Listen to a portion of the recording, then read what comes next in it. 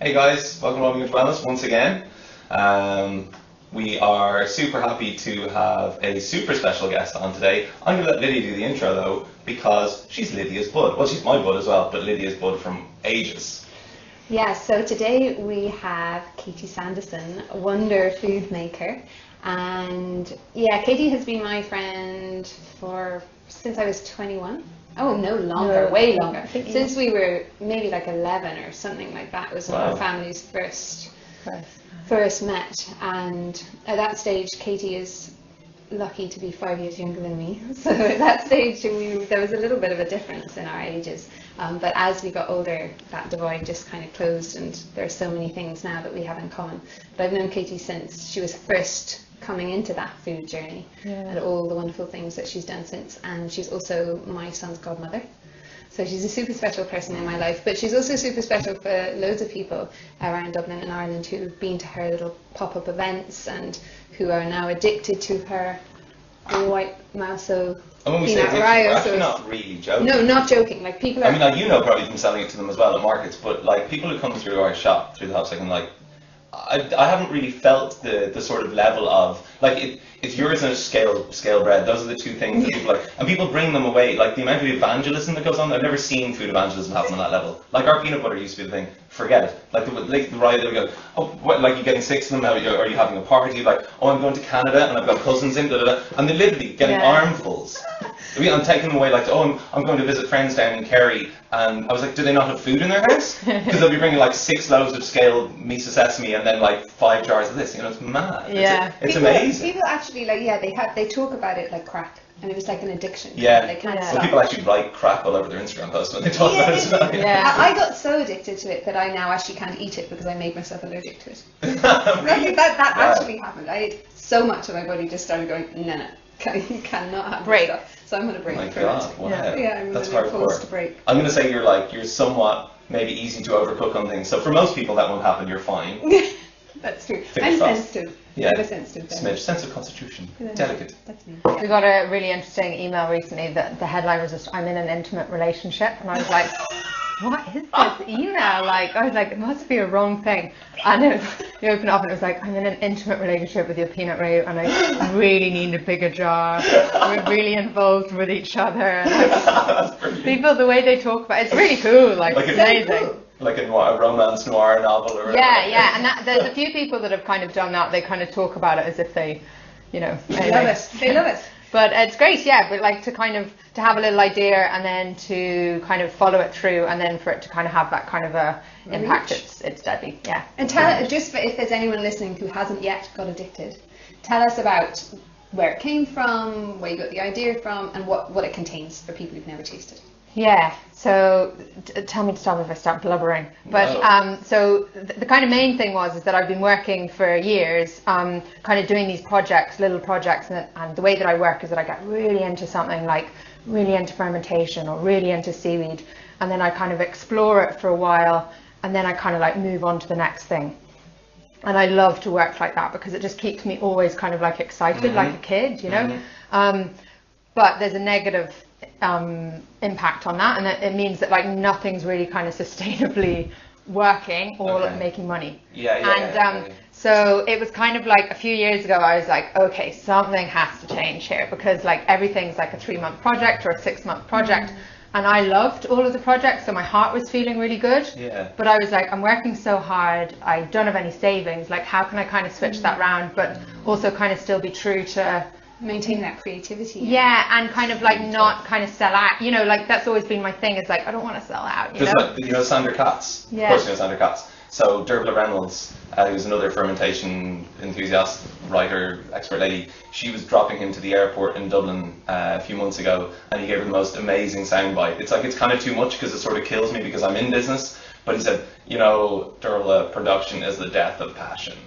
And you're like, damn, that's kind of what it is. Maintaining that little juice for yourself, that like the creativity and the spark is there, whilst having something consistently going, is so difficult to get right, isn't it? Yeah. So totally, yeah. And I'm right at the start of that. So that's a really good like point to kind of try and keep there. But I guess the kind of big plan for me was to like, was there something that I can do that can kind of like work and not stop, and kind of like maybe work without you totally in it all the time, and so that you can kind of do other things that make your heart feel good, but there's also something kind of working alongside that.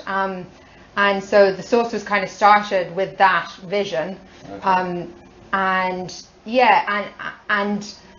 the peanut rayu that's kind of, the peanut rayu that's the kind of star of the kind of sauce range at the moment, that was a sauce that I've been making for years, and everyone would just always say, like, what is this? Like, we need this.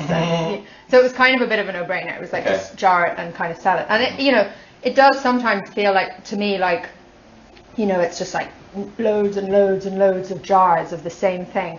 But Jasper, my partner, who's actually running the business like amazingly at the moment, he's kind of taken over all the production and everything. He pointed out a really cool thing to me the other day, where he kind of said, like, I was always kind of talking about, like, oh, I'm the creative one and I'm the one that makes the kind of ideas, and then I kind of need to move on and do the next thing. And he was like, well, you need to move on, but somebody else creative needs to come in and use their creativity to make the systems work. So like, just creativity isn't just the making of the sauce.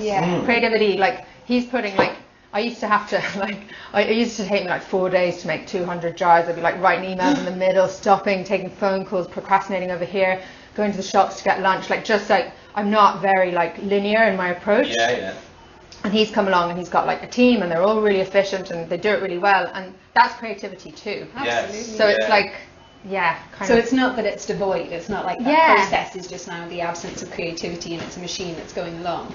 There's still that element of creativity that's growing into making all of the different jars. So it's its own little entity of creativity, but it also gives you that freedom to go off and do the other stuff, really. And what's in it? Roughly speaking. Peanuts, sesame, chili, garlic, crispy garlic, sunflower oil, tamari, and some honey. So all the best things. So it's like sweet, salty, kind of put it on everything, and it works. And What's your favorite thing to put it on? Probably rice or peas. Like peas before that was even kind of came along. One of my kind of like chef dinners always, like after a busy day, would just be like a bag of frozen, like obviously cook the frozen peas, but just peas with olive oil, black pepper and salt. It's just like my ultimate comfort food. Me too, totally. I just love it so much. I think we have this serious bond over peas. We're always like, do you love peas? I love peas. Okay, great. Peas. Everything. Like sometimes I like when I'm really busy in work and stuff, I'd sometimes eat them like 3 times a week, and I'd just be like, Wow. I love them. So good. So that just quickly put on top of them made it kind of Absolutely. For me, it's like avocado toast. Like I make this porridge bread thing, so I'd have the oat bread with avocados on the top, and that so delicious. My favorite thing, which is kind of weird, everyone's like, really, it works, but it actually does work, and it's like it's kind of almost chef dinnery. It's super simple, like late supper. It's scale meats of sesame bread and big lathering bar peanut butter from shop, rayu on top, sliced cucumbers and radish sprouts. And it's because it gets peppery, it's got a bit of crunch, it's a little bit, the cucumber's a bit cooling because everything else is quite fatty and quite unctuous and stuff. But it's heaven. I'm like, I'll kind of go, okay, I'm going to take 2 slices, put them on the grill, because there's a lot in that, I'll be fine. And then as I'm eating the first one, I'm already going, there's like 4 more slices going onto the grill. But Scale Bakery Bread does that to you. Good. Like we brought like, they'd sell those big loaves, and I think we brought like 24 hours ago, and the thing's nearly 3/4 gone. Like it's just. I was looking at it. Just kind of wander back to it every now and then, just have a little slice. And it's like, there's a little bit with butter, and now I have a little bit with jam, and they're magicians. They are magicians. They're amazing. We're going to be talking to them as well at some stage. Maybe like the end of the month, I think. So I wanted to talk a little bit also about like looking at your journey to get to where you are now, all the different projects you've done, and how did you maybe let's go back to how did you identify that food was a thing that was a passion for you? Like what age were you, and what are your first memories around that? Really young, actually. Like there's some really kind of interesting like video footage of me when I was really young with my brother, and that kind of Fisher Price, the Fisher Price, the one that everyone had. But I just loved it. Like I took to it like a duck to water, and like I just used to play on it all the time. Like I think it was the kind of idea that I could just kind of mix it up, kind of like, I guess like an artist, just like putting the, the stuff and thing and the pots in the water and everything. And then as I was growing up, I think it was Saturday night became like naughty night, because we had our dinner on a picnic rug. It was so weird. That's brilliant. Like, anything goes. Like so no, I think it came from we had summers in Connemara and we'd have picnic lunches, and then it was kind of like a way of kind of like reliving that in Hong Kong, like with skyscrapers all around you. Oh, wow. So we had picnic dinner on the... Oh, that makes a lot of sense actually then. But at one point I took over and I was able to go to the shop with some money and buy whatever I wanted and cook it for everyone for dinner. Okay. And they all had to kind of go like, What age are we talking like? Like young, like 10, 7, 8, like, okay. yeah. But, and like it wasn't like I was buying like, you know, deep fried pizza things that I like put in the oven and then I'd like put some extra cheese on top and stuff. But I was still, what it was is, I think what the feeling was is that like it was a place where I was being given space and I was given freedom. And I found school really difficult and really dyslexic. Okay. So like someone just being like, you're free to do what you want to do, and like there's no boundaries. I was just like, this is amazing. Wow. And I'd be like making making cakes. You cakes. could shine. Totally, yeah. Yeah, without being like, oh, it's really hard to be dyslexic in school. Like I'm dyslexic too, but I think it's a different, we have it in quite different ways. So school wasn't really a challenge for me in most ways, but in certain situations like exams, my spelling would just disappear as soon as I was put under time pressure. And it's a really hard feeling where there's an expectation on you to meet a certain thing, and then you're constantly falling short of that, and there's that disappointment, and you're thinking like, am I stupid? Like, what's wrong with me that I'm not able to do this? And to be able to give them that freedom to have an area which is your stage that you can just like go and do your stuff. And was Hong Kong school tough in that way? Was it a tougher, were you in an expat type school, or what? I was in an expat type school, and I think the main reason why my parents decided to kind of bring me to school in Ireland for secondary was because I would have got lost in a kind of 2,000 people school in Hong Kong. Whoa. So primary wasn't so, you know, it was grand, but I think that secondary, it was good that I kind of got sent. And did you have, like, did you display, like, were your parents like, oh, she's going to be good at art? Like, was that a thing as well? Was it obvious? Was there a visual creative sense there that was being expressed early as well, or not? No, I don't know about that, but I think that it was very obvious from like kind of early on. I think it was more, like kind of auditory stuff, you know, like where I think it's called auditory processing, you know, like when my parents would kind of be like, Katie, can you go upstairs? Can you get this thing? It's in the right side of the bed. And I just get to the top of the stairs and I'd be like, what?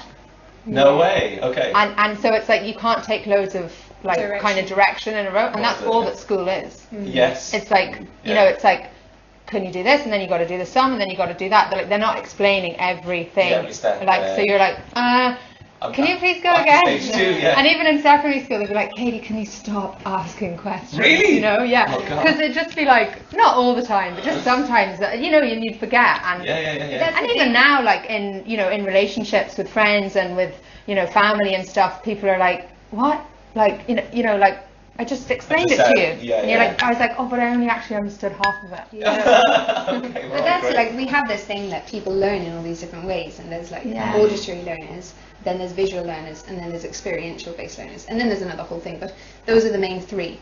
And so, like you're saying, that's the main problem, I think, with our school system. It's only based around people who are able to take their instructions, either by reading, that can also be a large part of it, or by listening. But the people who need experiential based learning, they're just being left by the wayside. They're just left. And so people like you who are going, that's really challenging for me, you're not able to flourish in that environment because you're constantly being held back and impeded all the time. So when did cooking as not a career? Do you treat cooking as a career? Is career a word in your head or not? Yeah, like career, it sounds a little bit more serious or something, but like it's all like it's all. Food is all I've done since I finished school, and I didn't go to college or anything. So like it's the guts of 21 years. Wow. So, when did you start? When did you 21? No, I wasn't 10.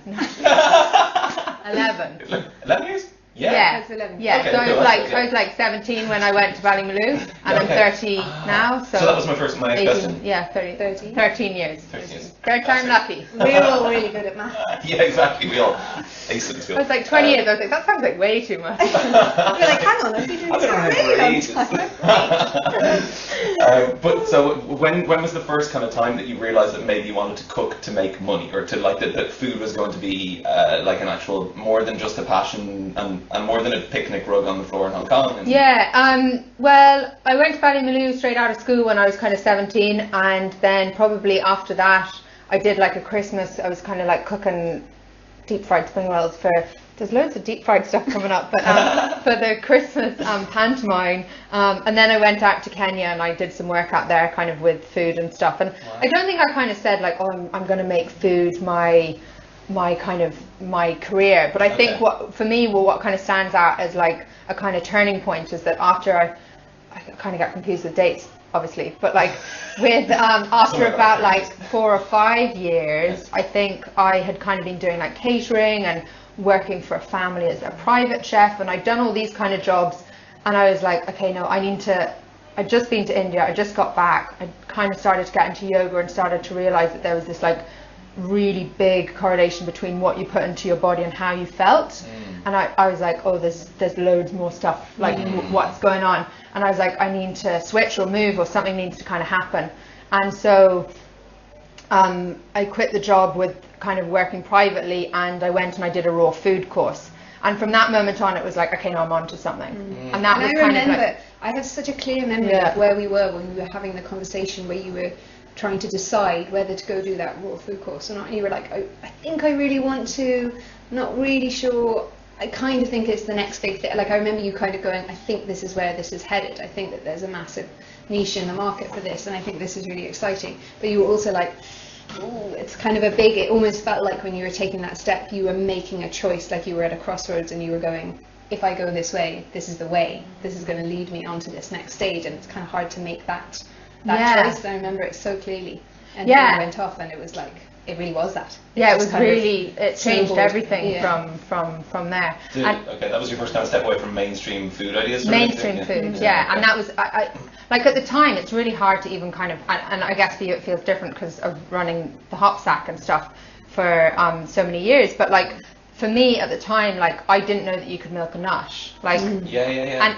like nobody I knew, like like not that many people knew that there was nut milk. I knew soya, but I didn't know nut milk, and I didn't know that it was like nuts and water equals nut milk. And I think loads of people that kind of, like the first time you figure that out, you're like, whoa. Hang on a minute, need to sit down. But when I went and I did that raw food course, it wasn't like I was really into raw food. I just was kind of, I was like, I'm interested in the way that food's making me feel, and I'm interested in the kind of like, like I've got this job where I cook for people, and what if I'm cooking stuff for them that's bad for them, and like sometimes I do that and that's fine, but there was something interesting there. And when I went to do that course, and it was in the middle of Oklahoma in America, and even the guy I remember in the airport, he was like, you're going to Oklahoma for a raw food course? I was like, yeah, I know, it doesn't really sound like it. In Congress. But but like, milking nuts and making these cashew sauces and making like ice creams, which were like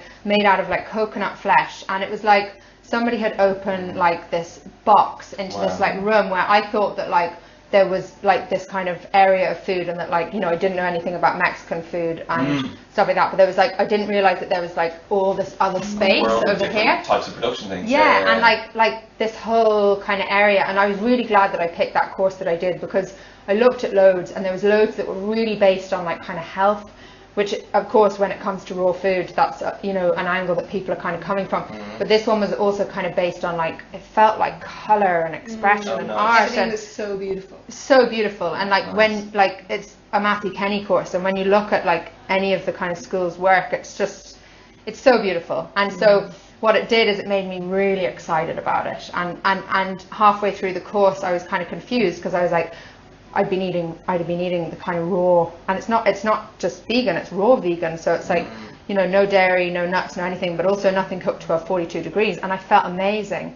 And I was like, oh, am I raw vegan now? And then I was kind of confused, like, how am I going to work that? And I came back to Ireland and it just didn't feel possible. Right. But what I did feel was that I was like, I can incorporate what I've learned here and mix it in with everything else. Okay. And that was really exciting. Yeah. Okay, so as opposed to like coming at it from a pure health standpoint, it was more like infusing it into what you currently have and just kind of adding it to the pot of other food ideas that you had, sort of thing. Totally. And so I went to one of your really early living dinners, and like I want to swear, it's ages ago. Like it's actually ages ago. It's like 10, is it nearly 10 years? Could it be 10 years? No, we've got all our timelines. Okay, so how long ago did you start doing living dinners? Yeah, so I think living dinners was like, maybe the first one might have been like 6 or 7 years ago. It's longer. Because I was coming to them, but I hadn't had roofs yet.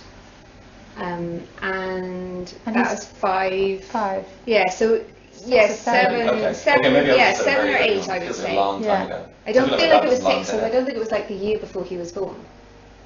Anyway, Anyway, but yeah, so it was like it was 6 or 7, like it was around then. It was anyway. around then, it definitely was. But it feels food like was- ages ago. It feels like another lifetime, actually. Yeah. Genuinely, it kind of feels. I think Dublin, from a food point of view, was in another It lifetime. was. It's kind of another era. Yeah. You And were it's like such a short period. you were like a trailblazer at that moment. Like It's when ridiculous. you probably don't feel that, but the concept that you were coming up with of the pop-up restaurants in these beautiful locations, and then it was that the food was really unusual and it had all this raw stuff, but the beauty of the way the food was, it was like stuff that you were seeing coming out of America on TV shows, but you just weren't seeing it here. And the fact that it was the whole experience was taken into account. And it was a communal thing. The It was common, like yeah, the long everyone was tables, sitting the together. candlelight, Yeah. like everything about It was like a It magical experience. really was. The whole Yeah. thing. Yeah. It stuck. I think everyone who's Oh, been to pretty one of those. But it's the truth. I think everyone who's been to one of those will have that. Like that's a real like long-term memory that Yeah. fixes, because you don't get many of those opportunities with food to have that. And I guess for you, probably I'm putting words in your mouth, but you don't get that many opportunities to cook for people in that kind of unique an environment that isn't a restaurant, that isn't something that just kind of happens on a regular basis,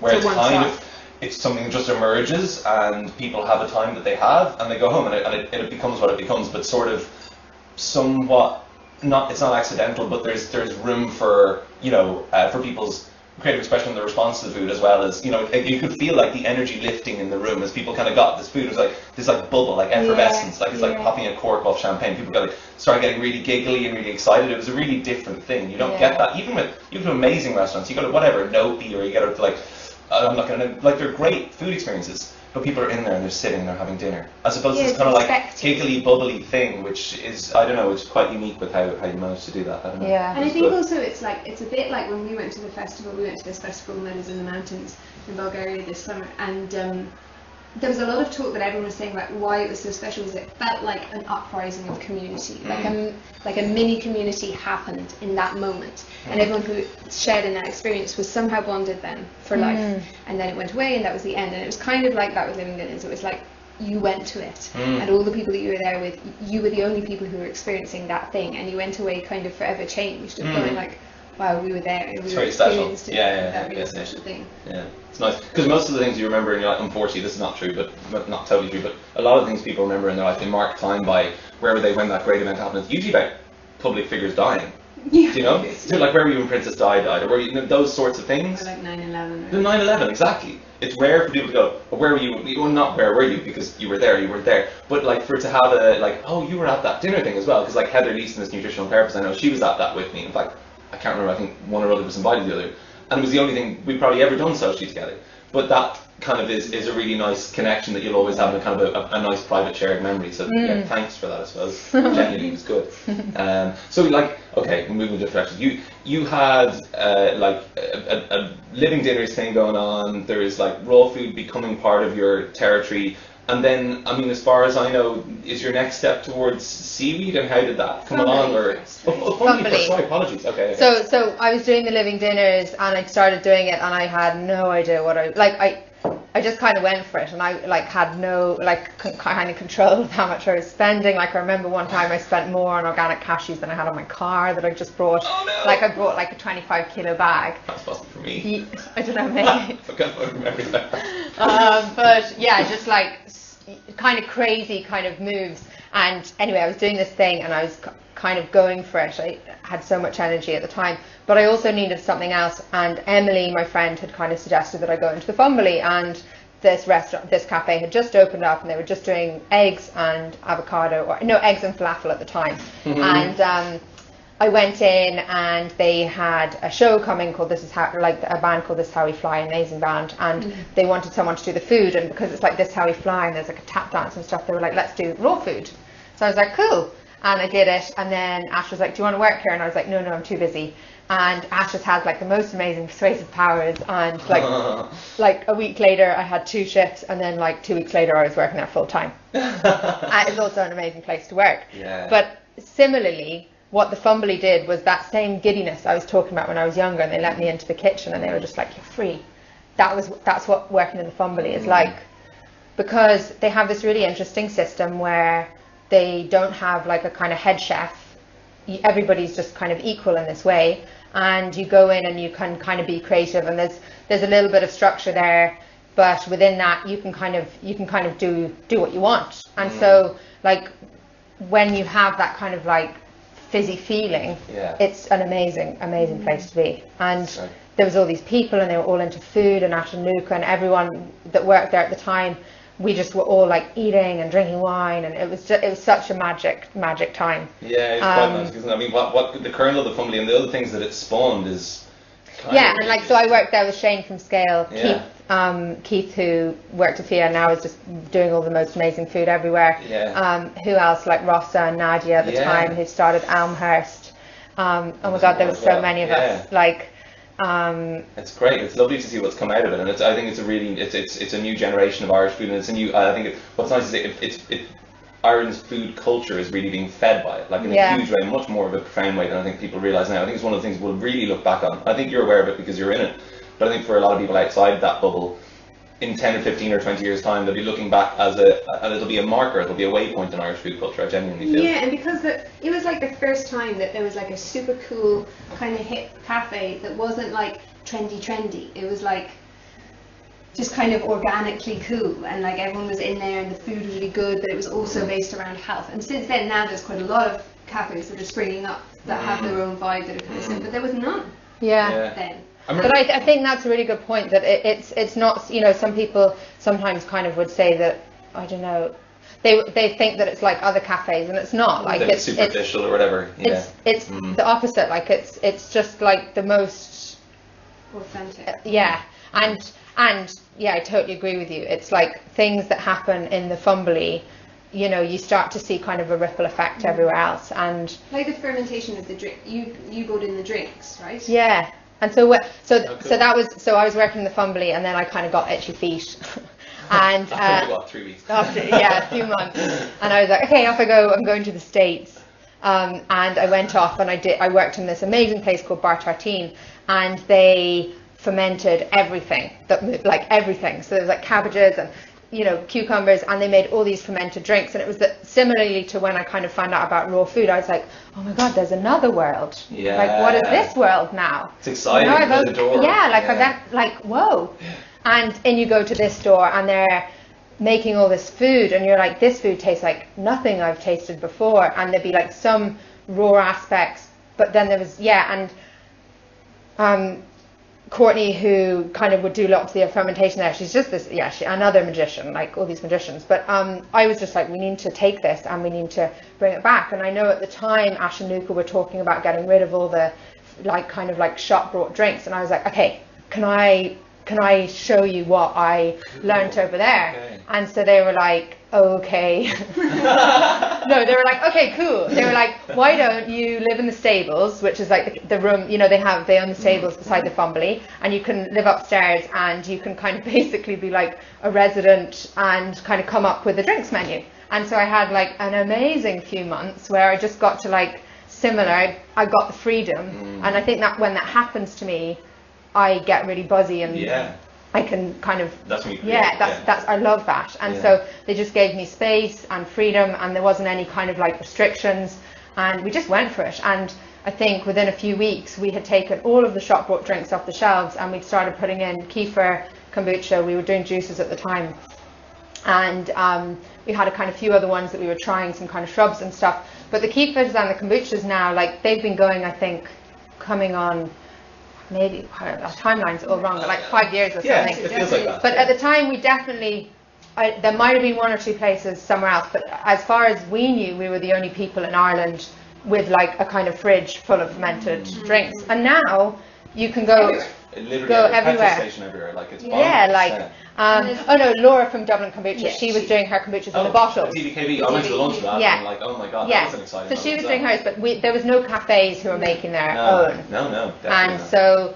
like, you know, like little things like that. And same, then we put, you know, instead of, they used to do the avocado on toast with kind of tomatoes, and we decided to do it with like red cabbage, and at the time I was kind of helping them out with that as well. And so, you know, like little things like that. And now, like, sure, like, I had such a small part to play in it, because now there's, you know, been other people doing it for years and years, and they're amazing at doing it, and they're coming up with all these cool flavours. Yeah, it's really evolved.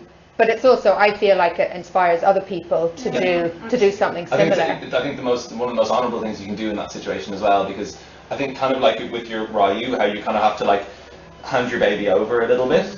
To be able to kind of like say, okay, well, I started this thing, and to know that you're a starter of things as opposed to somebody who just continues on, and to allow somebody else to kind of take it on and give free rein and kind of let go of it and not be precious about it is a big thing. A lot of people don't have the ability to do that. But I feel like if it's not your own place, and you know, like Luca would always say, like, okay, so you started. Go on, you know, but I also feel like it was kind of all of us, because, you know, like I was the person who was kind of doing lots of the things in the kit, but we were all like trying it and tasting it, and they were eager for change, and I came along at the right moment. So it is like it's a symbiotic thing, and they're the people that have, like, it's like, I call the families, like, it's like base camp, you know, and like I'm really lucky that like I don't really, so far in my life, haven't kind of wanted a base camp, so I can kind of like go away, learn things, and then kind of be like, can I come back and can that's cool. That's a lovely feeling. Proper community. And then after that, it was the seaweed stuff, right? So was it that afterwards, or was it the hair? I did the hair, no, I think the hair was before, the hair was before. Yes. So that was a vegetarian cafe done with Fiona Hanlon, an amazing artist. And that was really cool. We were in Temple Bar Gallery opposite McDonald's, and we were doing all these like kind of mad vegetable plates with kind of like courgette and everything kind of coming out everywhere. And similarly, there weren't that many places in Dublin at the time kind of making colourful vegetarian food, and especially like opposite McDonald's. You know? And it was in the most beautiful space. It was like the antithesis to McDonald's. It was just like there was this space. Was light, there was loads of glass, there was loads of space, everyone was sitting on communal tables, and then they were enjoying this food that was like literally nourishing their soul and their body and their eyes, like every part of it. And then opposite was McDonald's. It was just such a funny dichotomy. Nice. It was so good. And so one of the things, so with all of the things you do, we get to Dillis in a second, so I think this is kind of that's where maybe it gets to particularly like to explore this. You always, and this is what they talk about in Bar 13 as well, that we're makers, not cooks. And one of the things we were talking about briefly before we got on, I'm reading Michael Pollan's Cook at the moment, and he talks about this magieros, this like ancient Greek term for anybody who was a butcher, a cook, a hunter, like a fisherman, anybody who was involved in that chain of making something that was once not food into something that's food that you put in your mouth. I think is a really interesting kind of way to kind of term it. And I think we were asking like how to introduce you. He was like, well, it's not really chef because I haven't really chefed in a while. And like, how do you feel about being part of that chain? Like, how do you feel about what's the meaning behind, like, what's the added meaning behind coming from a chef to being a maker? Like, I suppose, or being a cook, or being like what? Like, how does it define you, and what does it mean as part of who you are? You know, like. Yeah, for me, I think. Where's the magic? Yeah. See, the thing I think is that like the reason why I do these kind of projects that are kind of small and then and kind of have the feeling that you were talking about really kindly, that kind of buzzy feeling, is I think that it's not just about the food. There's like kind of more to it, you know? So like with the hair, you know, you were kind of in this space and you're opposite here and you're kind of doing something kind of new as well, you know?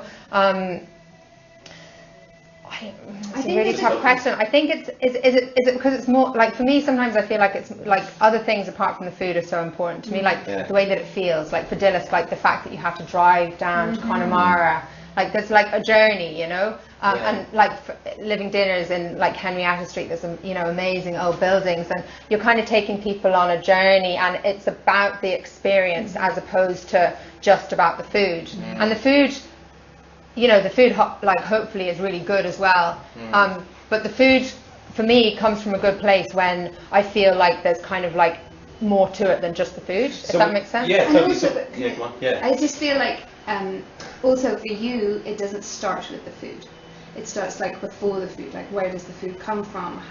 What could you do with the food first? Like what's happening with the food first? Yeah. And then there's that creativity of the experience, like the bubble of the experience coming.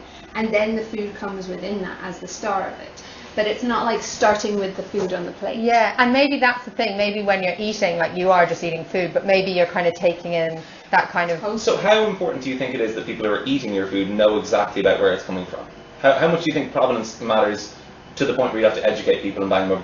Let's not make it negative already, but like, you know, when people are sitting there eating food and you've taken all that care, you've harvested it that morning, maybe minutes beforehand, or you've been fermenting something for months beforehand, and there's a whole origin story for you behind it. How much do you feel when people are eating your food that it matters that they know about that? I think it matters more to me. Yeah, it's interesting, isn't it? I think that like it's cool if they know, and I always have like, you know, leaflets or things, or like, look at this amazing farmer and stuff. But at the end of the day, if nobody looks at that, it's me. Okay. So like I know if I've done, like, I, you know, made my own salt and I'm sprinkling that on top of the thing, that excitement that I feel doing that is what then that's you're putting out. Exactly that. And I think for me, like, knowing you as a friend, I think the thing about when we're thinking about you and your cooking and all this stuff is that really what you are is an artist, but you're not someone who sits down necessarily and paints or you know, sews stuff or crochets stuff or whatever. So you never really, like, in the time that I've known you, you've never said to me, oh, what I really am is an artist. But that artistry is built around, it's the architecture of it is around food and these experiences that you curate, and that's your expression for your creativity. And I think knowing you can't exist when there's not this bubble of creativity, and when it's taken away from you, your light naturally just fades out. So when that time comes for you to stand into your power and to get that expression and that magic, it's all born from creativity and what the thing is that you're creating. And then the cooking is the thing that enables you to do that. Do you know what I mean? You should answer questions for me. Yeah. Cooking that was cool. So about your friend Katie. What is she? Yeah. So. Yeah. No. That is totally. Well. Yeah. You're right. Like, I wouldn't really say that I'm an artist, but I definitely feel like the. Yeah. That's what I mean. Sometimes you need someone close to you though to see the thing. You know, it's hard to say that stuff about yourself. Yeah. People would ask me questions about myself, I think I'd be like, I just let me show you. You know. But I even remember having conversations with you, like me and Katie, when we were about, I want to say 25. Well, I was 25. Katie was like 12. We were sitting at the kitchen table, and we were always trying to think up projects, right? Yeah. That we were going to do together, because we're both people who are really creative, but neither of us is like arty. Little egg and rainbow foot. Right. So I've always worked with kids, and Katie's done a good bit of work with kids, but I actually don't know how we came up with the idea, but we decided we wanted to write a kids book. And we were really going to do it though. Like, I mean, but we had a cooking one on it. So we kind of wanted to do a kids book that had a story, but then also had like recipes in it. So it'd be like fun for kids that they were reading the story, but then the recipes naturally occurred in this story, kind of like a Roald Dahl thing. Still hasn't been done. Do it. Right. And so we came up with these characters, and the book was going to be called Little Egg and Rainbow Foot. Cool. And Little Egg was an egg with feet and hands, and we like moved around. And then Rainbow Foot was this girl who wore like striped rainbow-coloured stockings all the way up her legs, and just magic happened when they went on adventures together. And we would sit around the kitchen table and think up the adventures of Little Egg and Rainbow Foot. And, I still hope we do something like that. Oh, you should. Someday. That's a great thing. Now I guess especially being a mom now, as well, being on that kind of path as well. Like, people are like, "You're going to do baby food," and I'm like, "No, I'm not going to do baby food." Well, the opposite. I make my baby eat adult food. Yeah, totally. But yeah, maybe something like that would make more sense. Kind of being on that journey a bit as well, and understanding what it means to them. Mm-hmm. Yeah, and we'll come back to that. But let's talk, because it would be a shame not to talk about Dillis. Yeah. So your next palette was like the sea, was the West Coast, right? Yeah. So that was amazing. That was like, that kind of sparked from. So when I worked in the Fumbly, I was working alongside Jasper, and we were getting on really well, and started dreaming up, you know, kind of like, you know, let's go to the West and kind of start this thing. And then it was like, wait, what? Before we knew it, we were kind of going out, and then we started this project together, and we decided to do it down in Connemara, and it was like, it was probably one of the projects I'm most proud of, just because it was really, really connected to the land, and that was really cool. And what it did as well for me is it's made me be a lot more picky with my work, and kind of again, it's been a very kind of like, it's been like one of those like clinks in the road where you're like, okay, because now I find it very difficult to work I find it more difficult, not very, but I find it more difficult to work in Dublin and kind of just do like one, you know, catering dinner or something, because when you're doing like a project like Dillisk and you're like shrimping like 10 minutes before guests come, or like picking pollock up from the fishermen, or like going to get cockles, or like foraging for the seaweed, you're just, it's always there, you know, and kind of going into a kitchen and being like, can I please have this, and can I please have this, and can I please have this, like, so synthetic all of a sudden. Yeah, well, and it's like, I respect so many chefs in Dublin, and there's so many people doing really amazing stuff, but for me it would just started to feel like, oh my god, I really miss that thing, you know. And so I think I'm kind of now on this like journey back to like, how can I do that, like, can I start growing, or do I need to move back there, or how do I kind of work that out, because the West is calling. But again, you made it, the space was so fascinating to me as well. Yeah, so the space was a shed, and I kind of went off on a tangent again. No. Okay. But the shed was like right beside the sea, and like loads of people said it's like on the edge of the world. And so one of the dreams I've always had is that you'd have a kitchen with a view to sea, and we turned a donkey shed into our kitchen, much to the disgust of the HSC. But they got over it. And we had a big window looking out to sea, and it was just amazing, because the whole thing of bringing people on a journey really was that, like, people kind of had to travel, though some people came from Clifton and stuff, but mainly people kind of traveled, and they came to the West, and they came to this space that was really, really special to both of us, you know.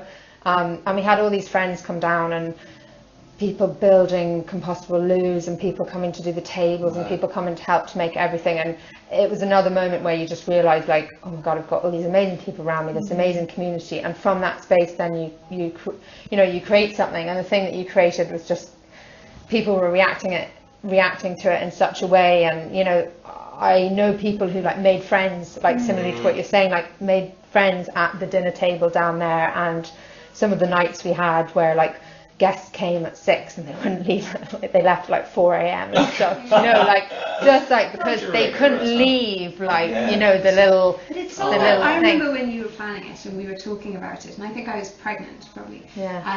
So I really wanted to come, but I couldn't because of where I was at.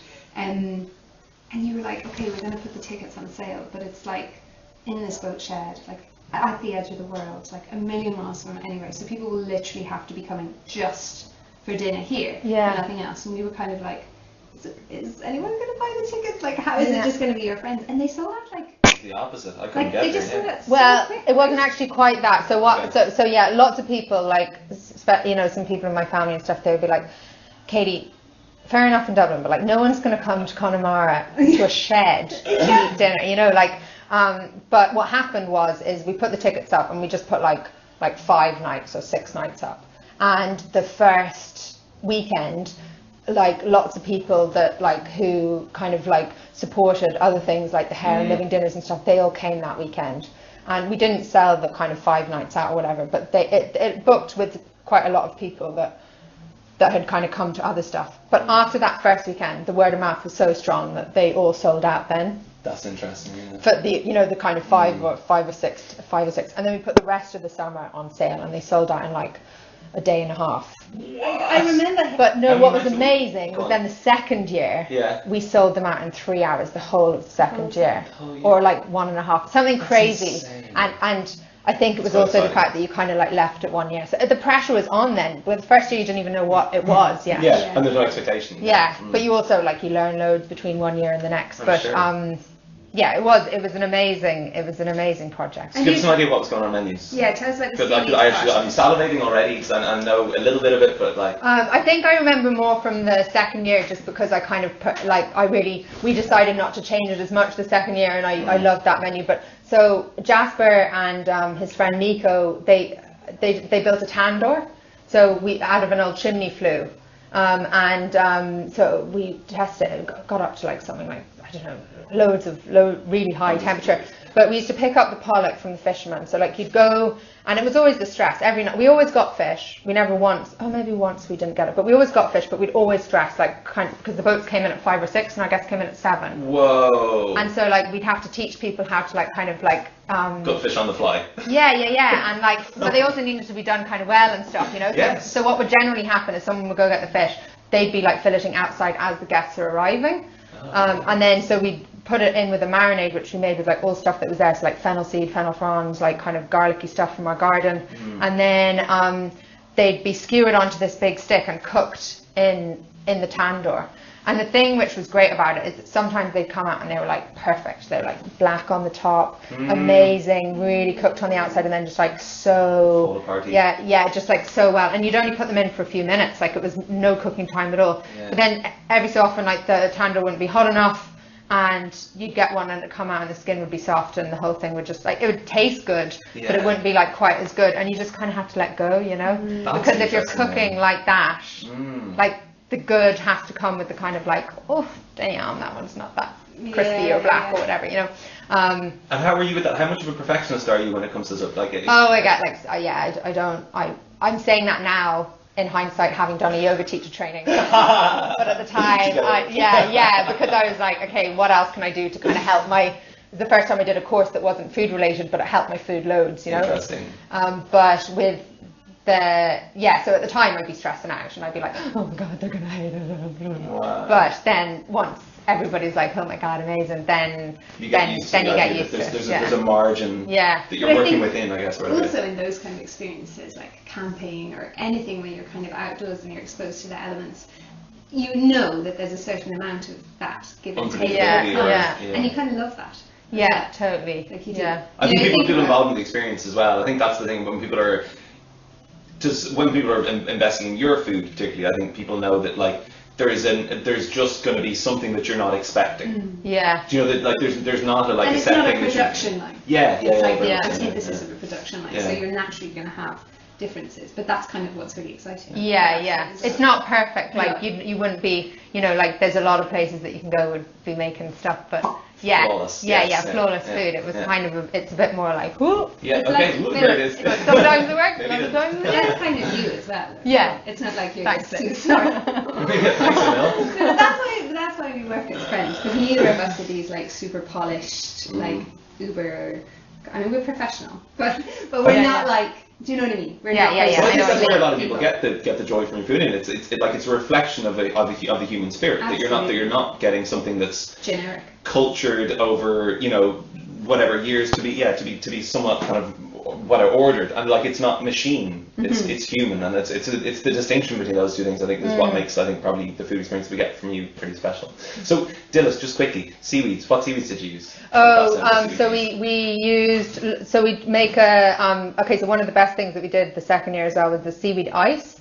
So we used to use Dilys, and we'd make like, so in Ireland you can use Japanese kombu, but the kelp that we get on our shore doesn't get kind of, I don't think quite as it doesn't make as a good a dashi as Japanese kombu does. But I find that the dashi that you get from a dashi is a Japanese cooking stock made with kelp and water, and sometimes you put what is the tuna flakes, bonito and shiitake and that kind of stuff in it as well. But anyway, so we made a Dilys water, and at the same time we made a tomato water. So you blitz tomatoes, you put them through a muslin, and what you get through is like clear water. It's not like kind of cloudy like a gazpacho or anything. It's water. It's like crystal clear. But it's like umami to the maximum and tastes like tomato, like it's like tomatoes. And then we mixed that Dilys water with the tomato water, and we froze it. And so then, like, our kind of like, there's a name for that course that's like kind of cold. Not an amuse-bouche. Anyway, whatever it's called, that like we kind of had a cold course, and we brought that out, and we'd serve it kind of like, sometimes it had melted by the time the guests got it, and then we just pretended that it was supposed to be like that. But most of the time it was in a kind of like bunch, and then we put like really amazing olive oil on it and pepper dulse. And pepper dulse is like a tiny seaweed that you find like right on the low shore. So you have to get it at a low tide, and it tastes like truffles. So we had like tiny little bits of that on top. Wow. I can send you some pictures to put on them, but the picture that we have is of a very melted one. That's okay. But yeah, I can send you some pictures of all the Dilys food, and then you can put them on so that it makes sense what we're talking about. Yeah, that would be great for people to visualize. Because they're visually, they also, they look. What did you use for your earthenware plateware, crockery stuff? Oh, loads of the kind of stuff you can see hanging about, like that plate up there. That guy? Yeah, like that was made by like a local potter. Oh, wowie. Oh, jolly, that's gorgeous. Yeah, Oh, so beautiful. those kind of ones. I actually really regret getting that one because I tend to like put food on top of it all the time, so it's like obvious that I don't really want it there. But yeah, so like we had loads of stuff like that, and loads of other kind of pottery stuff from over the years that you kind of pick up and bits and bobs, and sometimes on boards, and you know, like yeah. Do you find that a big part of your cooking, that final part where you're choosing what it's going to go under, like creating that kind of look around? Yeah, totally. It's like if you're going to care about, like, you know, if you're going to care about all the bit before, it'd be a shame to kind of at the end just put it on anything, you know. So yeah, I think I kind of always go for kind of like brown, like earthy kind of stuff. What I like about your stuff is it always involves people, like local producers, like artisan makers, people that you know, people who live here, who are friends. And that's a really nice thing, because it's drawing on and in that community aspect of stuff, which is so nice. I think that totally adds to the fizziness, you know, like I think, and I see that with loads of other people when they're doing, you know, like projects and their things and stuff, like you feel more excited when you're using like good quality, either kind of like ware or napkins or something that comes from other people, and you also feel like you're kind of like a team, like a super team, as opposed to just kind of going solo, you know. And that's what excites us about this podcast, is being able to like draw in all those people that we know, that we meet, who we're surrounded by, who are so amazing and doing all this exciting stuff, and being able to go like, here, everyone should know about these people, like these people exist and they exist in our lives and they're so great, but then so many people don't get to share in that or don't know about it. And being able to go like, hey, let's talk to this person, let's talk to this person, and build that little community for people to share in and love. That's exciting. So people aren't getting to see you as much at the moment. You've Rui, who's about to turn 1 year old.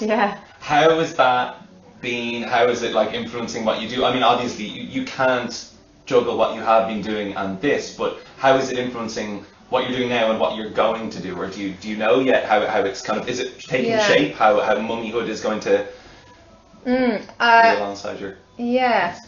I think it's starting to. I think it's like, you obviously like, well, you don't obviously, but I did take the kind of maternity leave, so that was kind of 6 months. And then you're kind of shot back into the world, and you're like, what? Like, I'm so different to when I left it. And like, how am I supposed to work this again? And I was saying this recently to somebody that I feel like, I don't want to say that it's more hard or less hard or anything like that, but I definitely found it difficult that I kind of like, I work in partnership with White Magic, but I'm a sole trader, and that kind of like, I make my own work.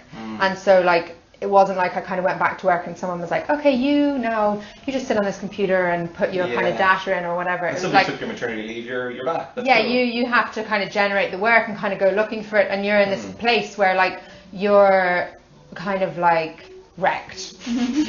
And everything's been kind of like, and you're like kind of like, you're exhausted, and you're kind of coming, and you're like, who am I again, and like, where do I fit into the world? And you're also kind of like trying to tell people like, oh yeah, I'll do this thing, they're just kind of, so really, it's really difficult. I found, but some people they're just able to go at it, and so I kind of tried to go in loads, and then I was like, oh, I need to go slower. And so I'm still doing that. So I'm still at the kind of like going slower and trying to kind of like figure out how to do it all. And so I've had my rice bowl stall, which is kind of a side, there's always so many side bits, there's a side bit of the peanut rayu kind of thing, and we sell bowls of rice with kind of loads of bits and stuff at festivals, and that's been at 3 festivals so far this year, and there's one coming this weekend, and I was asked to go to a few more, and I'm so glad that I just said no, and because you know, just trying to navigate doing that, going into a really intense week of work, and then kind of, you know, having to kind of like get childcare, and I guess not having like the continued childcare, you know, like I think that going back and going like, okay, I'm going to work 4 days a week, and 3 days off, whatever, but because my work has always been kind of like a little bit here and then really intense, and then no, and then like working for dancers for 11 weeks and then kind of down again, I'm trying to kind of figure out how do you work that. So that's so I'm at that. I think that's really, it's a similar thing for me. It's sort of slightly less sporadic, because there is a general rhythm to my weeks, but every week is quite different.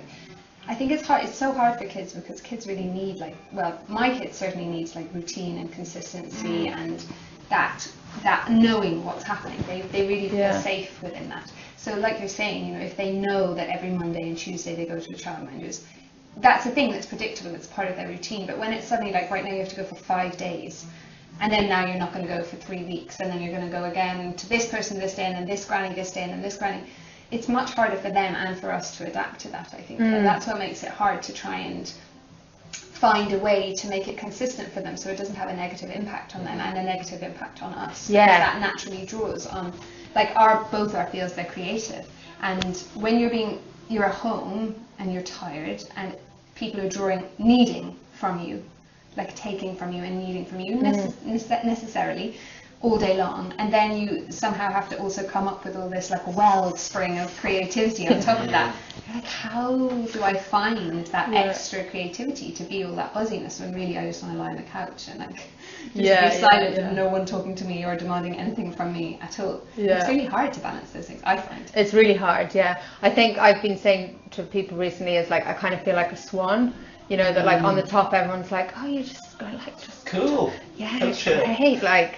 And underneath you're just like, like just kind of like, am I drowning? Am I okay? Am I making this work? And how do you find now that he's on solids? How did you find that transition to like making food for him and him experiencing food? And did you become like the person who's just making 1,000 million things and storing them in freezers and doing all this stuff? No, like I thought that it was going to be this really easy thing for me, but I was like thinking about it so much. I was like, why is this so difficult? There's nobody you're going to think about feeding more than your child. All you've done all your life is think about feeding people for a long time. Yeah, but I think it's because maybe also I've kind of changed the way that I eat. Okay. So like, I was, like you read books about like kind of like children's food or whatever, and it's like, little sausages and mash and little pies and little quiches and little things, And I was like, oh, but I don't really eat any of that, like, or lasagnas and stuff. I don't really eat that kind of stuff anymore. Like, I don't really know, like, I don't know, what do I eat? Like, and kind of like being in this place of kind of being a little bit like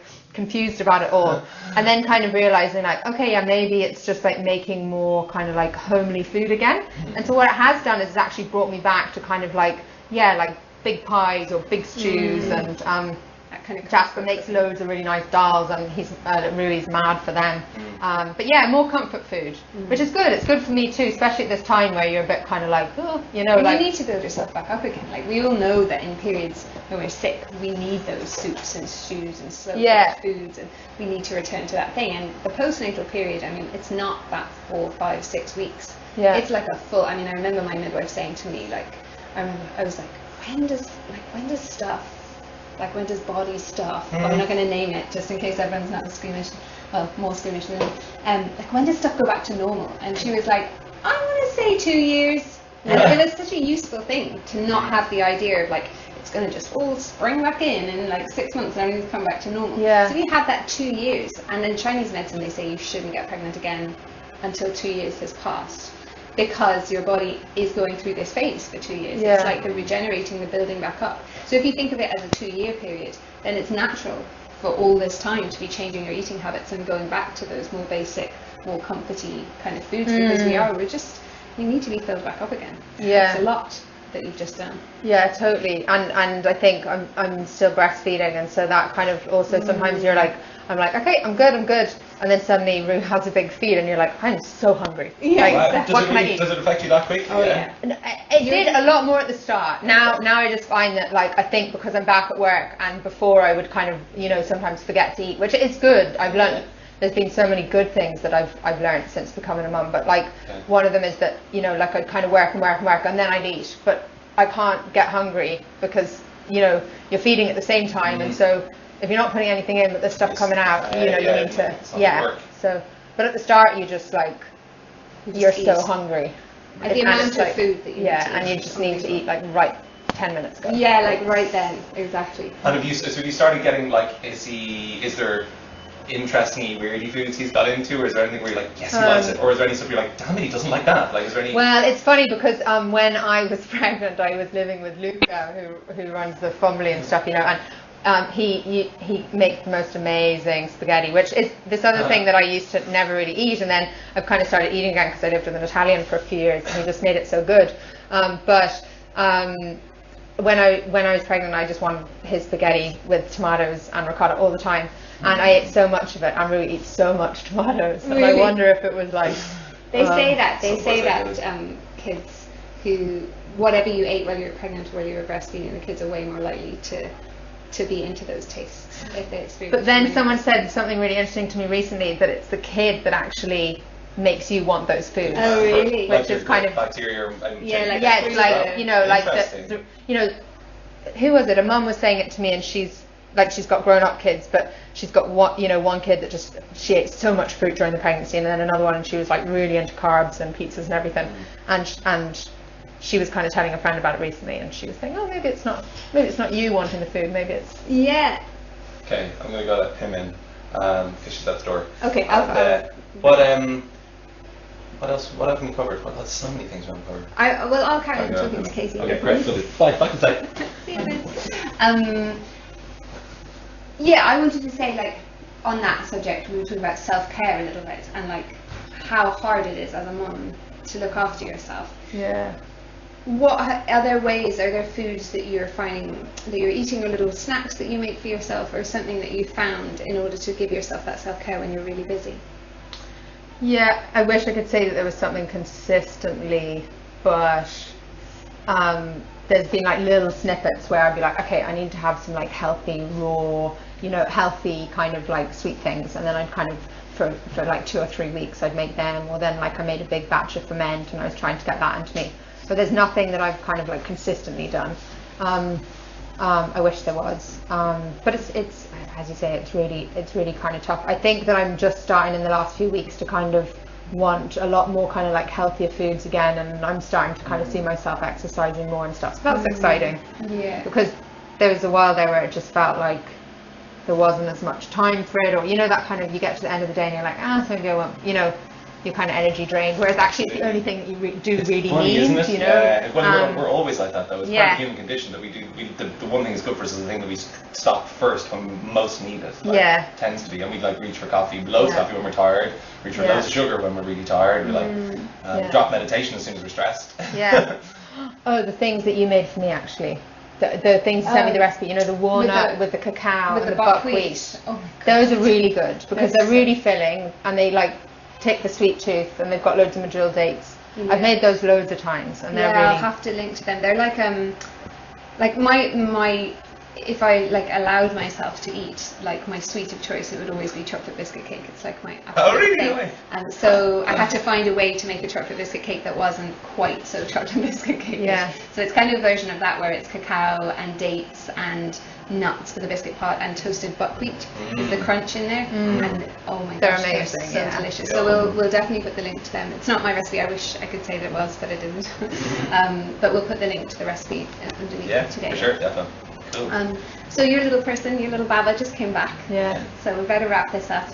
But Kate, thanks so much for talking to us today. Yes. It's so nice. Such a treat. Since the beginning when we started this podcast, you've been kind of like top of our food list. We were on there like, we have to get Katie, we have to get Katie.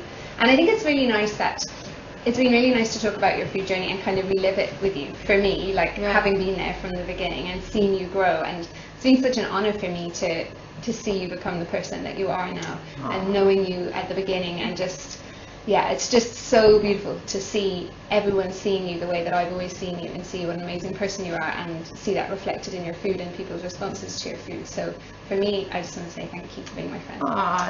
Lizzie. Nice. You guys. And we're going to see your friend Miyazaki. You're going around to see everyone, aren't you? We're going to see so everyone. Exciting. I know. Tour. From Mark and Sadie and Pilgrims. Well, Sadie's actually due to have a baby on the day we're going, but she said Mark is going to be in the restaurant, and he's going to do. I was like, okay, you really sure? She's like, oh no, he has to be there. It's like, right. I actually haven't been down. I haven't made the pilgrimages. Yes, but I've heard such amazing stuff. There's so many amazing people in Ireland doing stuff with food at the moment. Like it's a really exciting time. There's such a list. That like producers and restaurateurs and people, and it's amazing. So I'd say it's you nice could to talk highlight. for- Yeah, there's so many people, and it's nice to be able to highlight that as well, because they're not just the top restaurants that everyone knows. For sure. There's all this stuff going There's on. this origin, this like Yeah. a grassrootsy thing. And like one of the people we're going to talk to is Roisin Allen from Ballymaloe, and you obviously you trained there as well. And one of the amazing things, like just after Myrtle died, they re-screened a documentary about her from 4 years ago, and it talks about like where that started. It was like 1965. She was setting up like a country house hotel. She was getting like local milk and like out of the blue, nobody was doing it. Like it's bonkers. Like yeah. she was right in the middle of the generation where everyone was just like buying tins of stuff. And she Yeah. started like a country house hotel where it was all local food. It's wild, and that's a really important like locus, I think, for Irish food as well, Irish food culture, and what we've managed to retain and grow from that. Just to know that that's where it came from, because people don't know that. Yeah. It's the same like Fumbly or whatever. There are these catalyst points that spurn it off, and that's like what you do is you kind of come in and you have the catalyst moment, and then you go on to your next thing, and other people take it and that they run with it. And you always need those little moments, those little tiny sparks of creativity that come in at the right moment, and then push that thing forwards, and then it rolls for a little bit, and then you push that thing forwards again. Yeah, you're locus for it, your waypoint, and thank you very much for that, for all that you're doing. It's cool, it's great, it's really exciting, it's keeping me excited about food, genuinely. So if you want to find more about Katie, you can find her on Instagram. Yeah. And I've got a little website which I haven't updated in 3 years. So your Instagram is Katie J. Sanderson, right? And then you also have the White Mouse, so... Yeah, that's got its Instagram. own website, so that's whitemousey.com. And I'm hoping to do some recipes and stuff up on there. Cool. And I've got some workshops coming up and stuff like that. I've got like a vegetable something coming up with the amazing food thing that they're doing in the Fumbly. Oh, what's this? Eat It. Yeah, cool, Eat It, right. which is on again in October. So I'm doing a workshop with them then. Okay, amazing. That's I'm great. here We with look forward baby. to it. So people can find that on Fumbly, can they? How do Yeah, Fumbly Stables. I think it's the fumblystables.ie. Okay, Yes, we'll no, link I to wanna- that. Yeah. Deadly. Okay, Thanks Katie, again. thank you so Thanks, much. Marion. Thanks for watching, guys. Bye-bye.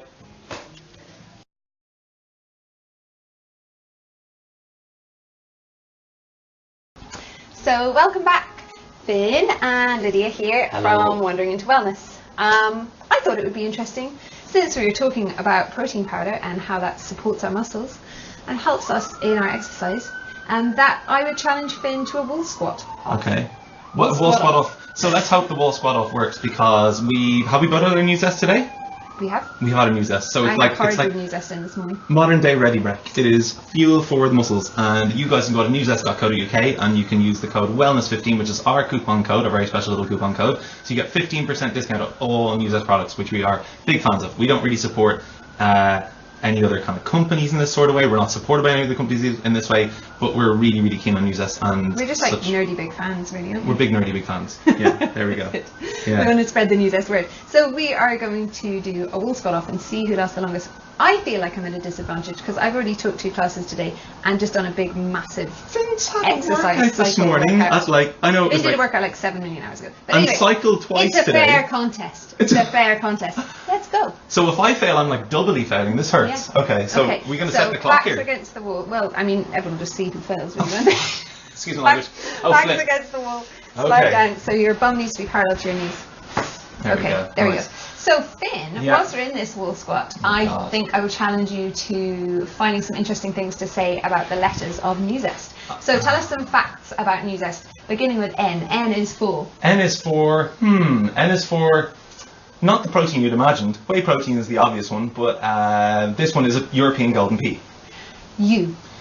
U is for ugly, not us. We are all we're based on the beauty of vegan protein, and ugly is animal agriculture that's intensive rearing, and this is not an ugly product. This is is a product really that is like sustainable, right? clean inside and out. Z. Z's an evil one, eh? Z is for all the zeal you can muster out of a day. New Zest has got like a squillion health ambassadors, top tennis players, top rugby players. Oh, Finn's slipping.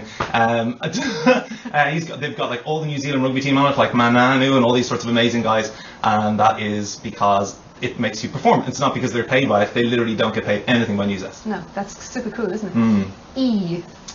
E is for goddamn ethics. Ethics in a company. So when New Zest approached Dr. Robert Verkerk of the Alliance for Natural Health 3 years ago to produce a multivitamin, he said no, because you'll make me compromise on my ethics, you'll make me compromise on my standards. And so they said, okay, well, what if we don't make you compromise? He said, like, okay, well, give it a shot. And so we can give it one shot, and they have a product called Good Green Stuff, which is what Robert Kirk says is the ultimate in terms of nutritional everyday needs for 99% of all the audience. Go on. Is it E-S? S. S is for sweating. If you're a fan of sweating, then use this helps your muscles recover big time. So you've got leucine, arginine, valine, isoleucine, all the ones that are really key amino acids for growth hormone. T. T is for teetering on the brink of failure. But yet, luckily, we took our new lessons and we're just going to make it through. Yay! Yay, we Let's see. did it. Oh, like we haven't failed yet. No. How much longer do you reckon you've got? I'm reaching, we're shaking. I'm reaching, shaking as well. I'm like, where is it hurting most? Quads. Yeah, but where in the quads? The front of them? The middle of them? Yeah, ditto. Oh, burning more than shaking though. So bad. So we probably finished. Okay, one of us has to fail. Remember our code, holy. Remember our code, Wellness15. Wellness15, use that code at UK. Go. Best of luck. I win. Yay!